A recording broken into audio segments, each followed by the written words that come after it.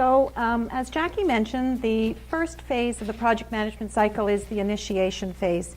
And as the name suggests, this is really the time when the initial project idea is further developed and defined. And so you really have to get down to the nitty-gritty, but at a very high level. So the first thing you need to do is define the project purpose and objectives. You really want to be clear about this. And this is usually done, this piece of work during the initiation phase is usually done with all the major stakeholders who are invested in the project and who might be impacted by the project. So you want to really clarify what the purpose is and the objectives. You want to define what the project boundaries are, and as Jackie mentioned, you want to identify what is in scope and what is not in scope. You want to identify a high-level budget for your project, and you want to identify whether you have any time constraints that you need to work within, and the assumptions and dependencies that might be related to that project. So, for instance, if you need a particular individual to implement some of the tasks that relate to that project, you will be depending on the availability of that person in order to make your project happen.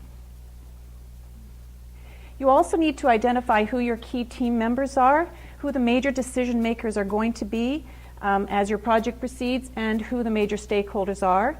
And oftentimes you develop or delineate their roles and responsibilities, possibly in a RACI chart. Is that how you pronounce it?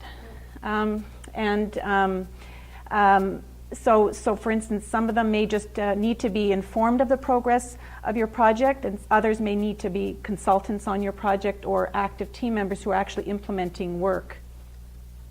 You want to identify at this stage any major success criteria that are going to be important to help you measure whether or not you've met your objectives, to measure whether or not you've been successful in your ultimate goals. And you want to identify any major risks that might impact or affect the success of your project.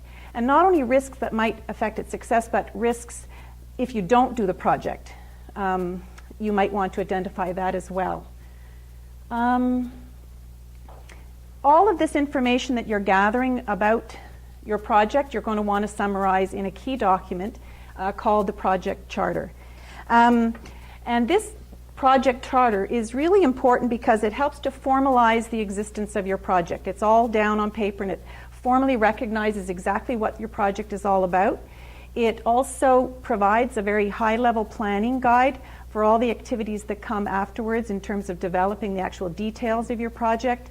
And it also authorizes the person who is the project lead or project manager to begin working on the project.